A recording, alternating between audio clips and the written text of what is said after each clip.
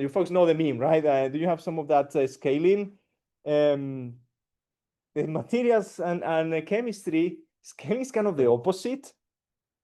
The materials that work are the ones that could be scaled, right? So it's the other way around. People invent materials all the time, and only things that actually hit the market and actually matter at scale and actually help us achieve sort of our goals for the future are the ones that could be scaled. And these are kind of log plots. It's the same flavor of plots. This is for the cost of energy storage in lithium-ion batteries and the cost of solar generation with photovoltaics. And year over year, over the last 40, 50 years, we've been on sort of, again, a Moore's law kind of a scaling law for materials. This is what scaling means in materials, right? Somehow the technologies we invent as a material need to have, in a way that we don't really know how to predict this, but are the ones that can be used and exploited along these scaling laws, right? We were going to have, you remember, space elevators with carbon nanotube wires, right? That didn't happen because we don't know how to make carbon nanotubes at scale. So it turns out it wasn't inventing the carbon nanotube, it was scaling the carbon nanotube that was holding us back. So I want, like, this is a digital materials community, right? So how do we get these interfacing scaling laws to work out for us, right? And then there's a number of things that, in my opinion, and I got tenure in July of this year, so I'm in a little bit of a retrospective mood. So I'll be a little bit retrospective. What are the things kind of where this has worked, right? What are the places where we're seeing AI just coming in and it gets better? And I think there is good consensus that if you were to throw more data and more compute at this problem, things would be predictably better, right? And this takes me to the first, like, this has tended to work, AI for science, in places where the scientific data flows look more like this pipe, where we take on larger design spaces, like, when your colleagues and maybe your former selves walked into a lab to do experiments, like, people operate in lower dimensional sort of choice spaces, right? We're very good at deciding what those spaces are, but we move in low dimensions, right? When we go in the lab, there's like hundreds of things you could do in a single day, but you don't come in, it's like, well, there's like 1 billion experiments I could run today. That's not how people operate. So we as human scientists work on sort of smaller sets of we create data in smaller increments. We operate in sort of lower, smaller decision spaces, and then we absorb, we have our own manifold projection of what the problem is, and we move in sort of low dimensions in our heads, right? The places where AI has sort of moved the needle in the sciences kind of don't look like that. They look like this big pipe where there's 100 billion proteins I could express, right? There's all the proteins in the universe I could go express today. And I've trained, and I can express actually 100 or 1,000 per week, or I can make 1,000 antibodies per week. And then I don't even need to look at the data, right? This is enough data to move the weights of a model and to update the parameters of a model that cycles on its own. So generally, like, when you go talk with collaborators, or I talk with collaborators, oh, Rafa, we're going to make a molecule every 3 weeks. Can you do AI? I mean, we can do our best, but that's not the setting where sort of this is particularly successful. Things that I would say have worked, and if people have thoughts, I'm happy to talk, but I would say representation learning, particularly for supervised tasks. I think self-supervision hasn't quite worked for matter, for chemistry, and I'm willing to, debate this. I think self-supervision has been great for matter, for like atoms to property, but we definitely have in places where we have tens of thousands, hundreds of thousands, in pharma, the libraries where people do screening have hundreds of thousands and hundreds of millions of molecules. And their graph neural networks, the representation learning apparatus has worked for molecules, works for crystals, it's worked obviously for proteins, for proteins as language, proteins as 3D atom, sets of 3D atoms. So I would say representation learning is a place where we can confidently say, if you make more data, we'll make a bigger architecture that absorbs data better and will do better.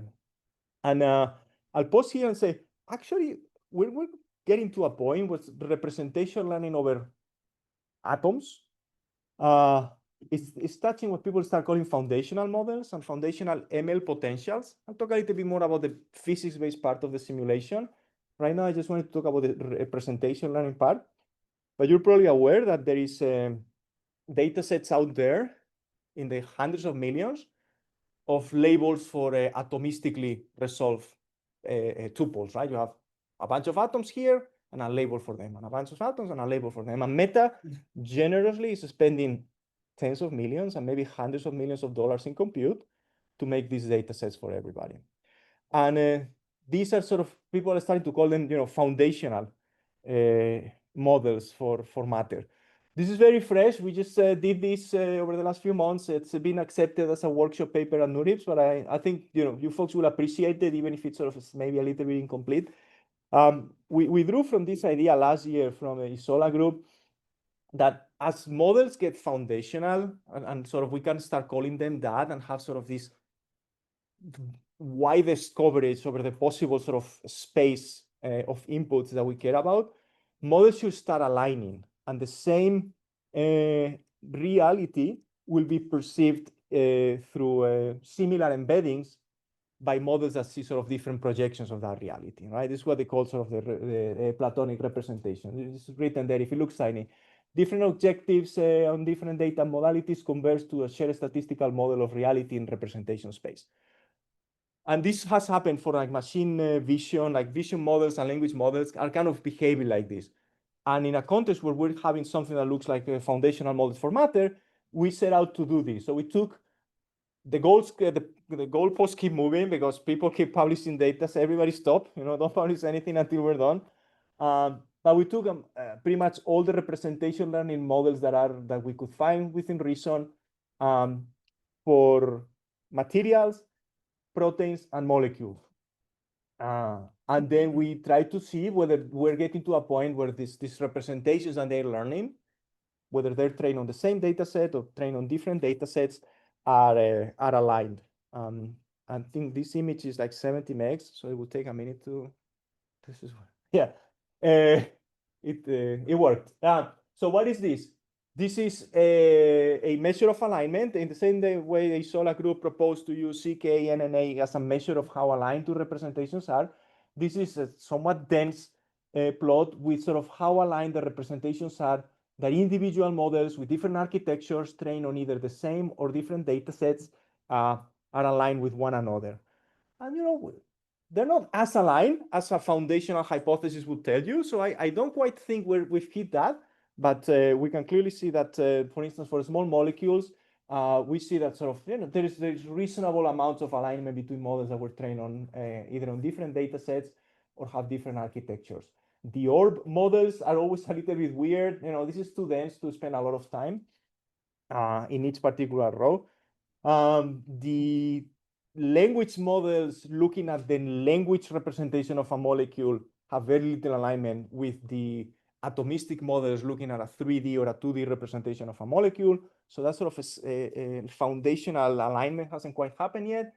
And we even tried to do a dendrogram or an evolutionary tree of all these things, since we have a distance, something that looks like a distance metric. You can try to cluster and see sort of the families of models. And then something happens, right? Most of the equivariant models live close to one another. The text-based models live far from one another. So some of the things that are coming out are reasonable. This next slide is showing the information imbalance. So which sort of representation is more expressive than the other? So for things at the bottom left corner, it would be the two representations have exactly the same information. In the middle, it would indicate that is some information between the two representations. Every point is a pair of embeddings. And then top right corner would be that these things have learned different representations that don't correlate to one another. And then what we saw, and I'll maybe sort of summarize, in the left-hand side, this is models acting on the data space they were trained. All these models were trained on inorganic crystals and tested on inorganic crystals. The K is the size of the local neighborhood we use to compare their embeddings. And then we took all these models trained on materials and we threw them to molecules where they should sort of all not do well because they weren't really trained for molecule tasks. And it turns out they all have extremely correlated representations, which is kind of the opposite you would expect from foundational models, right? Foundational models should agree in domain, like the Platonic hypothesis that the foundational models agree in the spaces where they were trained on, and should sort of, why would they learn the same embeddings for things they were never trained on? So I would say we're maybe starting to see sparks of sort of foundational scaling on atomistics, but mostly I don't think the data sets. I think the models are all sort of learning the same types of representations, and the data sets just don't cover sort of enough of atomic space to make the case. That's fairly recent, but it's sort of, on the representation learning side, we might be getting there. More things that scale well. Synthesis. The chemists have been super disciplined about recording synthesis, right? They have, reactants on the left, products on the right, a little arrow, reagents up top, conditions at the bottom, and they've been doing this for like 100 years. And then two database curators have gone to look at the papers and written it down in a database. So there are databases with like millions of reactions.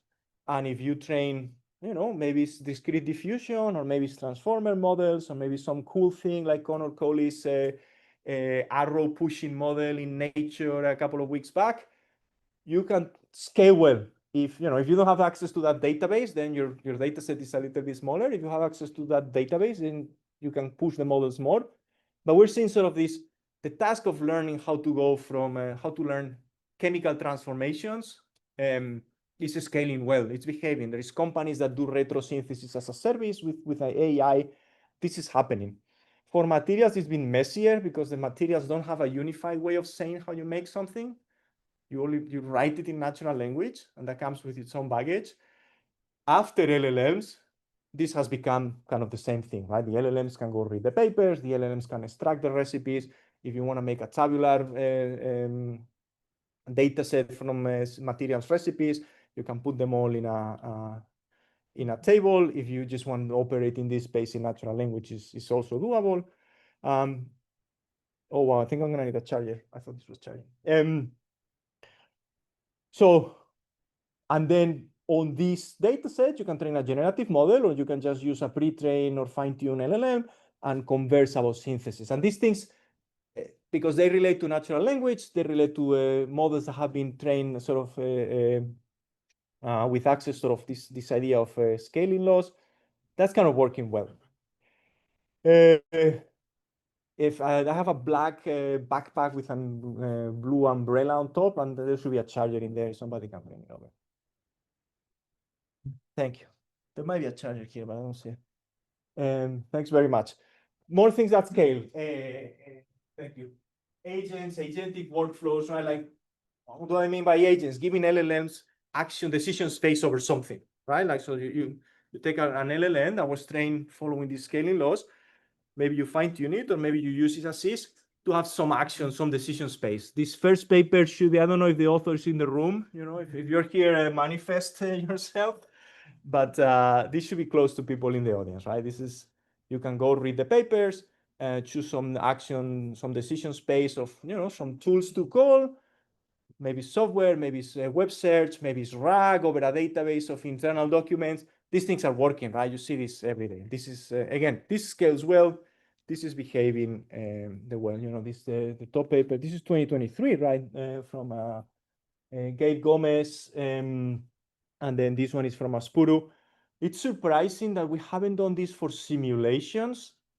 It's taken kind of a year and change more, which is surprising because the simulations are sort of, they have beautiful APIs, or, okay APIs if you write in input files, right? Like a simulation code has an API. It fails, nothing's going to blow up if you give it the wrong command. So I think, I've trained a lot of people to do DFT and molecular simulations, and I'm worried that those jobs are going away. Like I'm kind of serious. I'm worried that sort of, jobs where you interact with the API of a simulation tool using your knowledge of something that's in the literature kind of gets bypassed by an LLM that has read all the DFT papers in the world and then chooses DFT settings in an API. So I'm, we haven't done it, but I'm keeping an eye. As Puru went for, this is molecular simulations, but it will happen for plane wave. I don't know. This is one of the places I feel like my job is at risk here. Things that have also worked well, people do in industry, it's very materially, very chemistry, active learning, based opt. It works better than doing things at random in the lab, right? I think we've beaten random, and like the community has beaten random and has beaten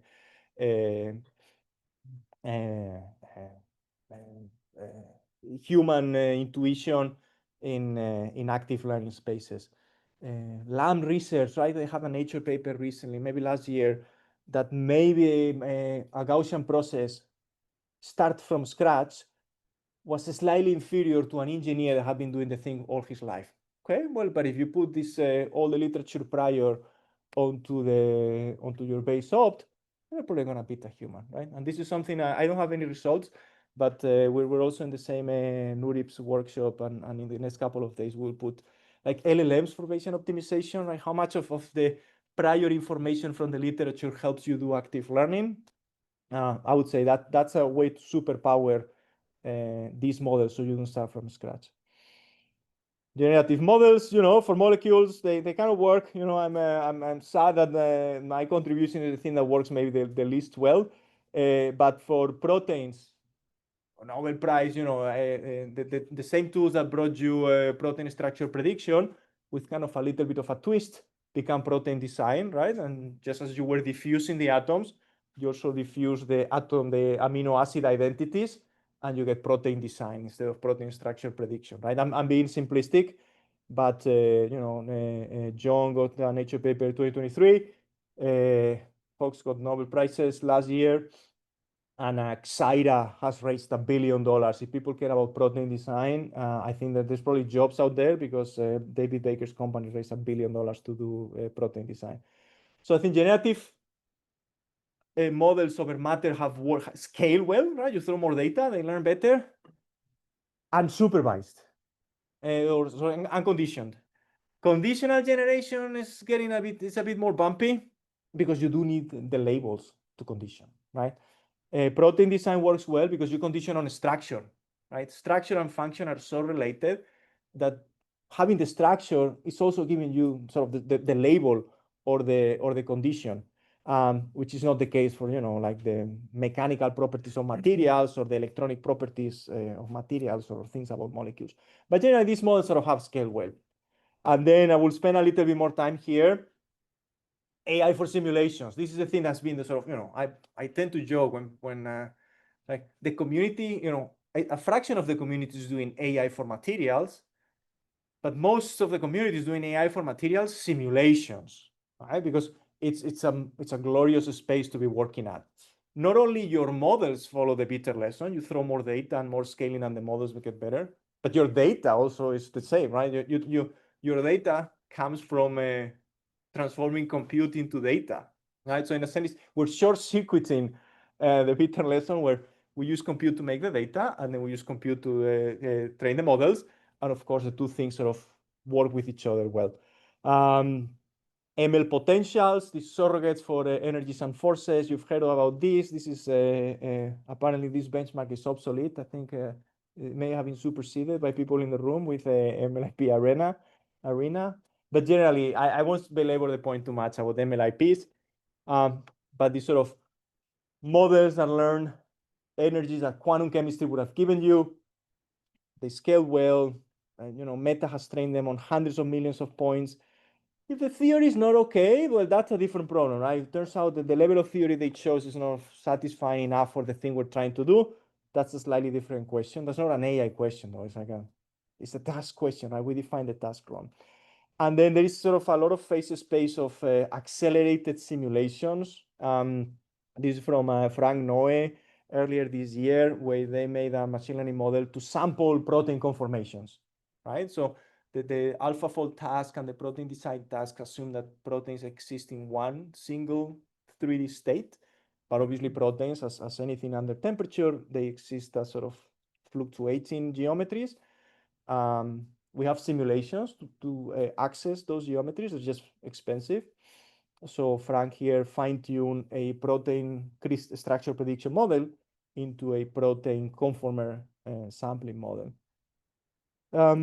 So, this is what I tend to call differentiate everything everywhere all at once, right? We have all these gradients that we can go pull and optimize for, and it's not clear when we're doing optimization or simulation, right? These two things, if your simulation can be written down as optimizing some loss function, it turns out it was an optimization problem all along, and again, scales well and has sort of this. So couple of recent highlights of things that sort of we've done or are upcoming. We've always sort of been, and maybe this will be superseded soon, but in the group, we've always been sort of attentive to active learning and fine-tuning or finding where sort of foundational models had gaps. And this might go away eventually, but still, we want to have sort of ways to find, to do adversarial attacks on the models that are coming to make sure that we're prepared to know when they fail. And a thing that has come out, and again, it's maybe a little bit of a bitter, an exponent of the bitter lesson itself. Typically, if you remember your physics, the forces acting on atoms or acting on something are the gradient of the potential energy surface, right? Forces are at the derivative of an energy with a flip sign. If you see Tiang Xia's presentation from Microsoft, watch out because he might be missing the minus sign.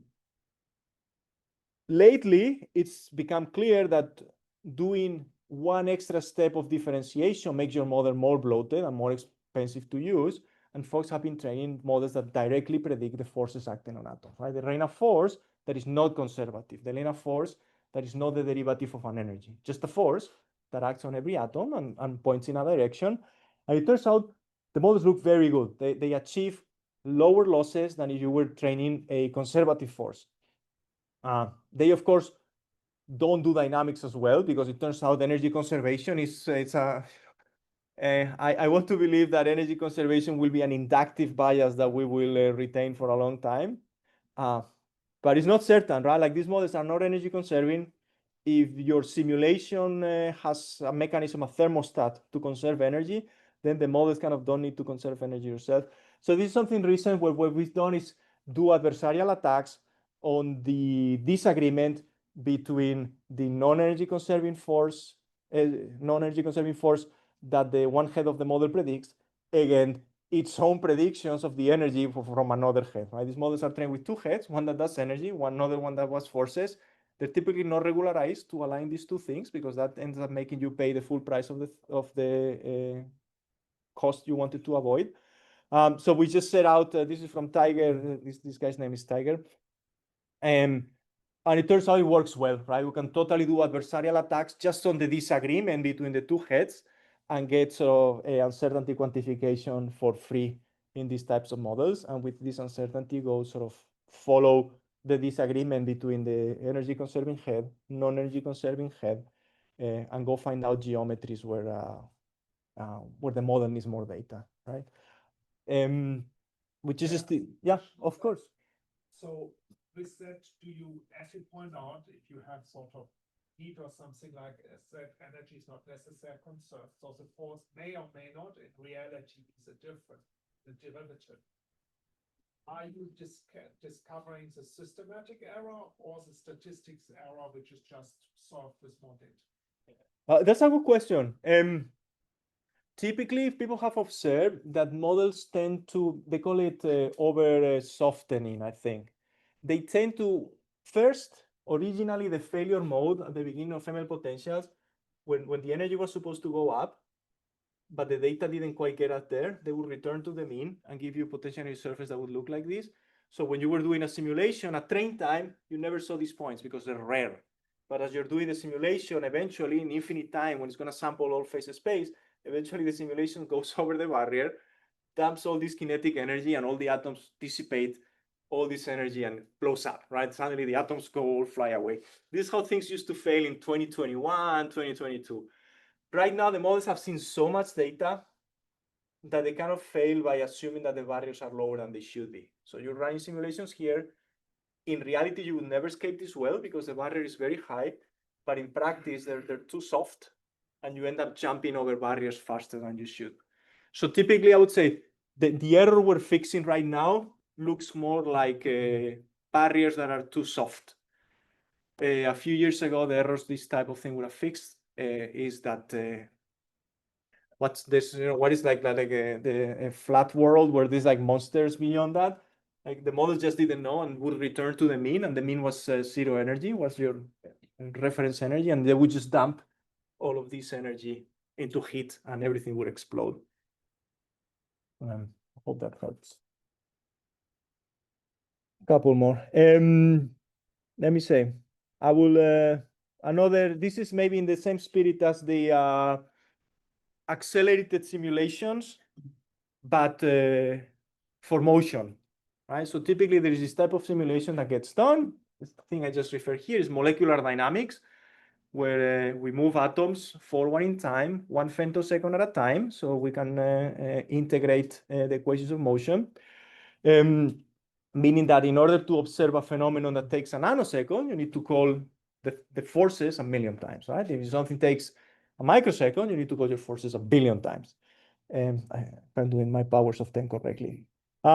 So something we propose, and this was Juno's work, is over this trajectory space, train a model that learns a operator that takes you from present time to future time in a single pass, right? So instead of integrating our equations of motion 1 femtosecond at a time, this is 25,000 time steps, right? So it learns from the current state what is the operator that takes me into the future 25,000 time steps. This ended up having to be in, the architecture has 2 steps. The first one that just moves all the atoms farther in the future, and a second one that corrects clashes for realistic, to make sure that the sort of the distribution of geometries follows an equilibrated and reasonable Boltzmann distribution. This part can be trained independently. It just learns to relax from bad poses to good poses.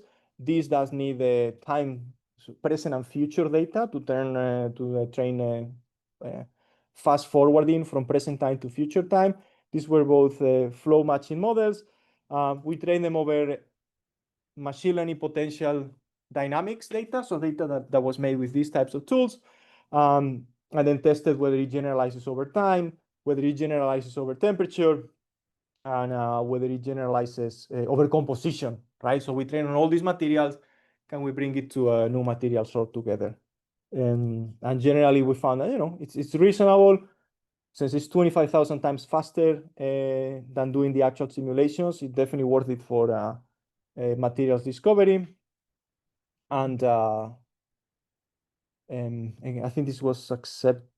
Yes, this is accepted now at Nature Machine Intelligence. I don't know what folks think about conference paper versus Nature Machine Intelligence. We can debate about that.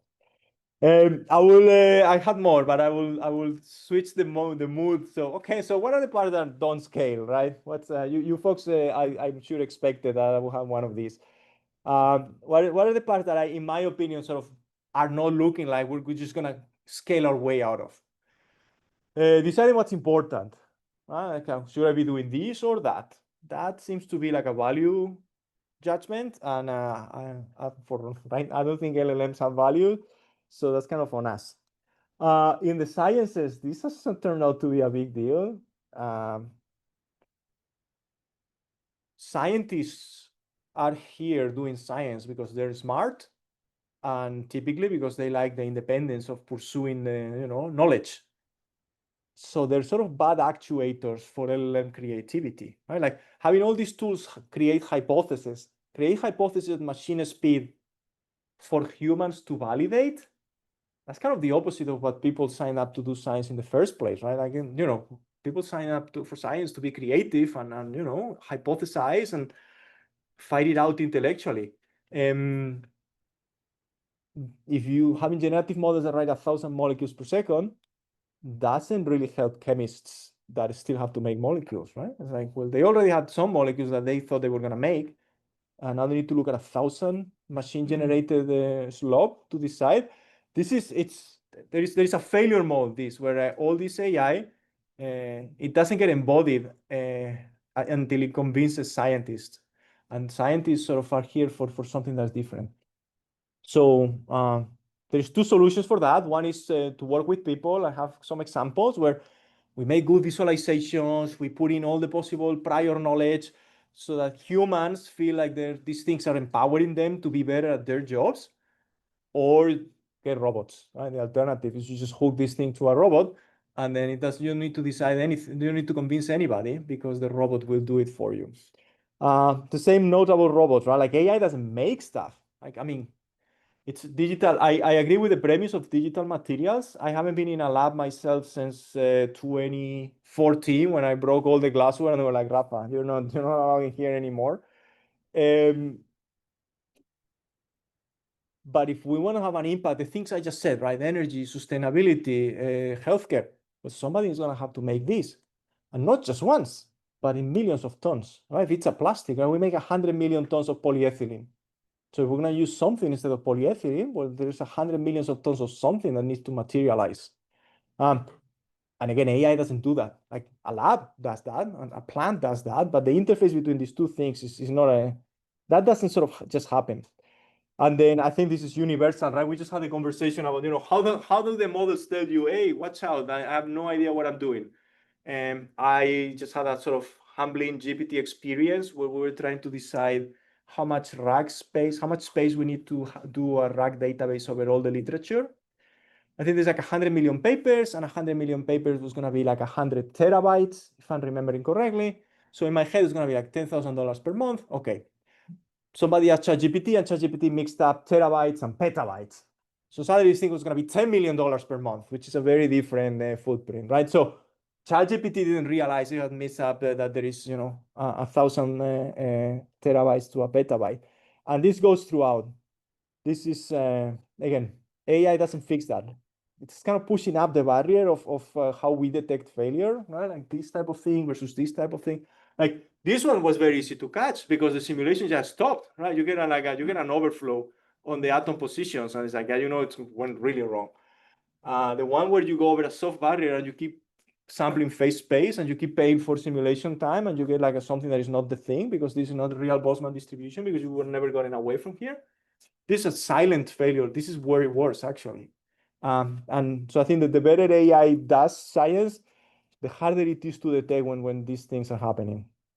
And then, models are trained for the thing, and they don't know anything about anything else. And this means that, when you show up to a chemist and you tell them, oh, this is the fantastic molecule for X, and they're like, yeah, but this is actually extremely toxic because, your model wasn't really about toxicity. So I think this integration of data, or, this is owned by my competitor, or I did this in grad school, I don't want to do this again. Like all this context we will need to, make a architecture for it.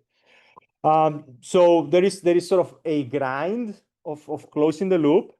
In my experience, it requires, a bunch of things. We need to have some physics that at least helps make synthetic data. It needs to have some lab to actually make the thing and have an impact. It needs to have some cadence of doing experiments. If we don't get to cycle, it's really hard to do zero-shot materials discovery, right? You show up with your model, it's like, yeah, go make this thing. That has never worked for me. So what are examples? We talk about reticular materials, so I wanted to bring this up.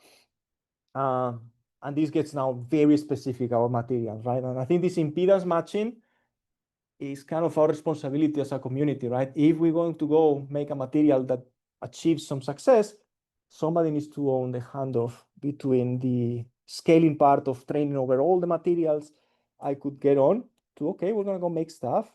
So this is an instance of that, right? These are phases of part of material space where we spend time.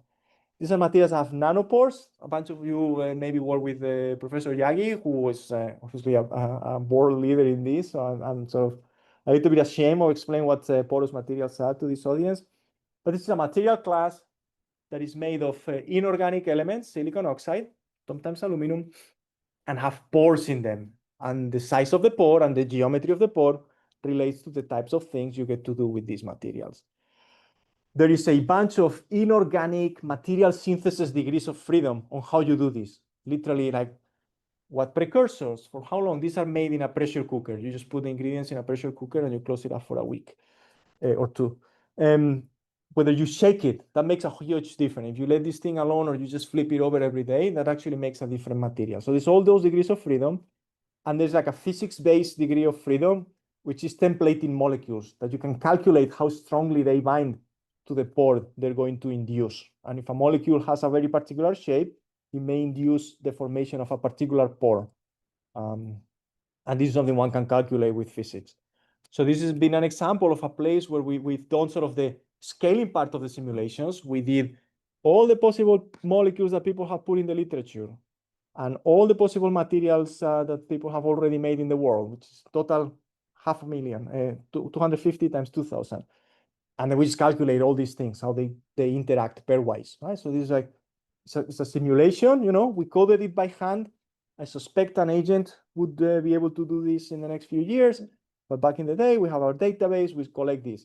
We go and test whether this thing that we're calculating relates to experiments in the literature. And again, this is 2021, so there wasn't really LLMs to extract data from the literature. That required a little bit more hand-holding with NLP, but Elsa there was able to get us synthesis recipes from the literature such that we could say, well, our simulations say this molecule is really good for this material.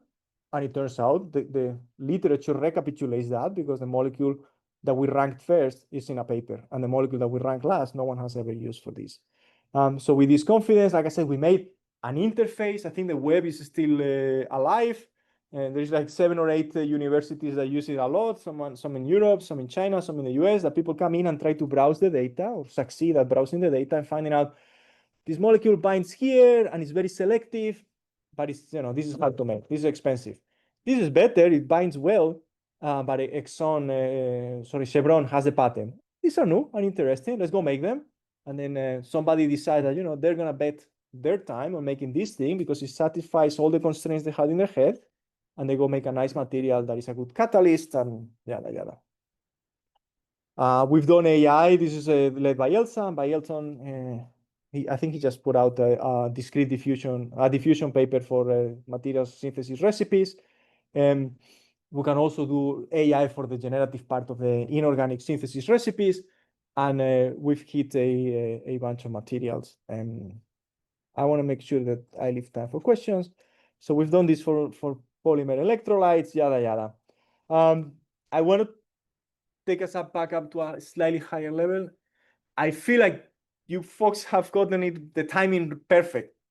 Like it's the time for materials. It's the time for materials AI. It's happened. I mean, if people are looking at the news, Doge started, periodic labs went big earlier this week. I have more to say about that. But have you ever seen this hype cycle before? Yes, I'm sure. So small molecule drugs, they're down here. I don't know if you folks, anybody was around for a small molecule drug discovery. We were all hyped, graph neural networks and VAs. We're gonna crack this up. Protein drugs. Well, this is definitely working. They gave a Nobel Prize exactly a year ago, right? So this is definitely like, I think this is right up here. Materials. This is us, right? Like this is these people in the audience. I think we're coming up like a rocket up the hype cycle. It's happening now, right? Like there's the scaling part looks like scales. The LLMs read the papers. The agents orchestrate. And we kind of need to invent new plastics. We need to invent new fuels. We need to invent new battery materials. So I think both the tech and the appetite are coming. So the question that I have and that sort of is going to require teaming up is, what does scaling look like for science? Right? What are the scaling laws for intelligence? So after years of sort of advising these folks, back in January, I came full-time into Lila Sciences. That guy knows what he's doing. I definitely don't. I'm just looking at the bright colors inside that machine, but he knows. And this sort of amazing team of people have come together to try to make a lab that makes the thing, right? So we've got, we've got LLMs that read papers. We've got simulators that tell us what the, melting points of things are going to be. and then they get hooked to an autonomous lab that gets that makes the material, cycles back. So I'm definitely super hiring. I'm super hiring in two buckets. This is a word cloud of like, we have like 200 postings. This is a word cloud, and the biggest word is obviously Cambridge. I could have deleted that, but yeah, we're in Cambridge. So if you are in any part of the phase space of graduation and AI for materials and chemistry, check out what we're doing. And I'm super duper also hiring because I'm leading a search at MIT, Material Science and Engineering and the College of Computing for computing and materials. And that's as broad as it gets. If you want to do, generative models for alloys, I'll apply. And if you want to do, diffusion models for biomaterials, that sounds amazing too. So I'm super duper hiring. I hope you guys are excited. And thanks so much to you folks and to the team for doing this. Thank you.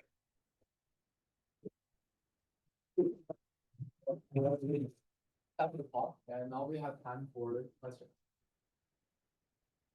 Yeah, having done some stuff in the field like automated labs, it seems to me like the success of these projects often depends on like the initial domain you choose, because these problems often take place in pretty low-dimensional spaces. And if you choose a domain that just has no successful candidates, then you're doomed from the start, right? So how do you think of the integration of AI is like choosing how you set up these domains in the first place, which seems to be almost more important than like the screening of the space? I fully agree. I fully agree. I think if you can draw a box, then Bayesian optimization will find the thing in that box.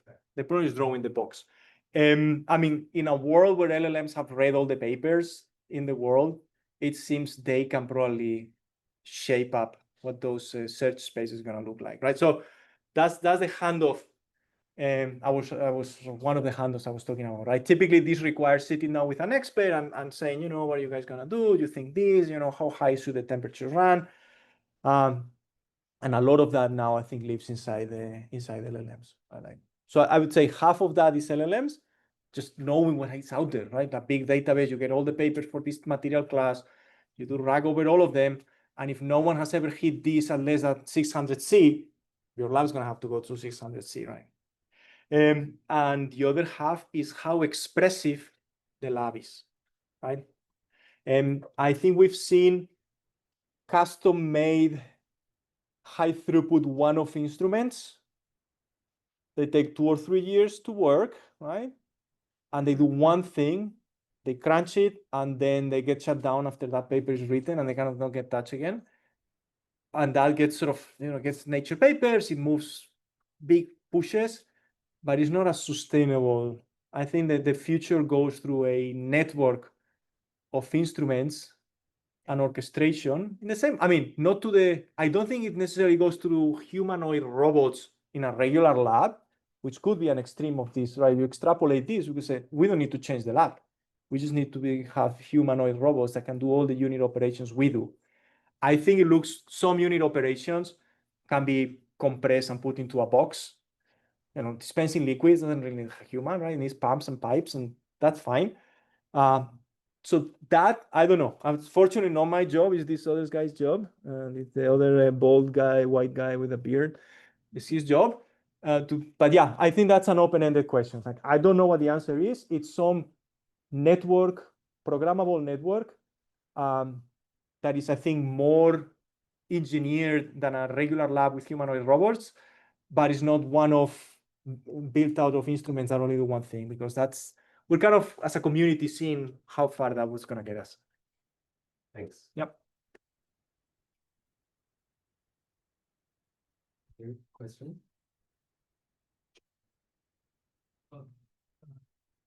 In your talk, you mentioned about representation learning, but in a lot of material system, actually the lattice may not be the actual representation. So for example, we have defect, we have interface. Yeah. Do you have any insight in how we can learn this better? That's a very good question. Thanks for calling me out. I should put that in the parts of the things that don't scale well, right? Like, we don't even know how those, representation learning is like, because we know what the thing looks like, and then we learn labels for it. But we don't know what, there's no dislocation data set to go learn over what these locations look like. So I think, one path to that would be, and this is what some people sort of maybe are planning to do, is like make atomistics things so big that we start seeing these effects emerge in atomistic simulations. So MLIPs, like we use the atomistic apparatus for it to emerge all these larger scale behaviors. I don't know. I'm more optimistic. 10 to 23. Do you really think? Yeah, I don't know. Boris Kosinski did a billion atom simulation. I think they did 10 frames, 10 femtoseconds on one, of like a billion atoms. I think the way to do this is the way science is done, which is by dimensionality reductions. Like you need to figure out in some end-to-end way and scalable way what degrees of freedom get dropped, right? I have thought, in my opinion, that probably goes through some mix of recapitulating the way people have thought about the problem before. So the fact that you said defects and I said dislocation, it means there is a language for these things already, right? And the Burke's vector, like, so we need models that somehow can recapitulate that type of thinking and pull up from this sort of more foundational atomistic stuff. But I don't think we're gonna scale up, right? I don't think we scale in size. I think we need a different way of scaling in. Well, I mean, most undergrad classes consist of somebody making a toy model of something on the whiteboard that with 2 or 3 dimensions explains, or 2 or 3, independent variables, explains the thing you set out to explain and ignores all the other variables. So that process, I'm very excited about that. I kind of don't know how to do it, but I don't think it's gonna be like bigger and bigger boxes of atoms. I don't think it's that. Yeah. When you said, when you were talking about generation, you said that conditional generation is more challenging. Yeah. Could you provide some information on how to get over that? Like, Yeah, it's labels, right? Like, I mean, I don't know. It's either you need the scaling, the better lesson way of doing it would be just get more labels, right? And you get so many labels that it works. I don't know if there's one of the places where, the better lesson doesn't apply to us, and it's about figuring out the inductive bias.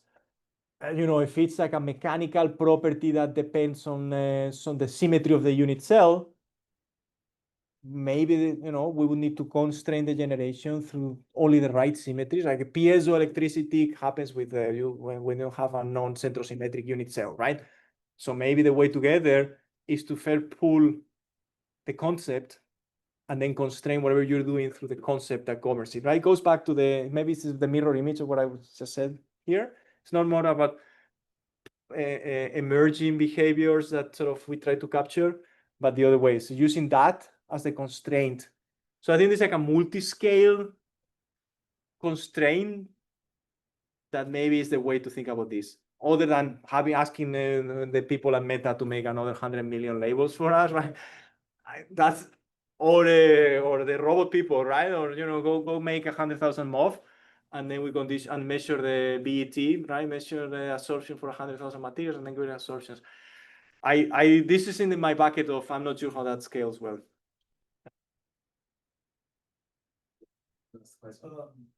Question you kind of it's a great talk, so thank you for that. You mentioned a lot of newer methods that benefit from scale, learning of scale, but a kind of category I didn't see in your presentation is like multimodal, where a material takes in information on structure and also potentially experimental data or other data that kind of conjoin as a kind of a joint table. My question to you is of 2 parts. Firstly, why do you think it's so hard to kind of create those kind of models, given that they've been published for about 4 or 5 years now? And the second one is, do you think multimodal models hold the key for the next step, or do you think a single foundation model would be the one that kind of drives material innovation? That's very good. Let me think. I think we as scientists have tried to, we tend to operate in low dimensions in a way that is, I think we take the thing we're talking about and abstract it to a small manifold where sort of that fits in our heads.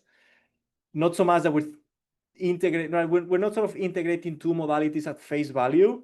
We're abstracting them both, like the Platonic thing, but it's symbolic, right? It's Platonic and it's also symbolic, because it turns out in our heads there's like a symbolic equation that governs the two modalities that we were looking at. This is one of the places where it might be that brute force scaling, just there's not enough data out there. You know, there's a lot of images with captions out there, right? So you could imagine, and there's a lot of videos with subtitles. So this, you could imagine how that you get there by scaling.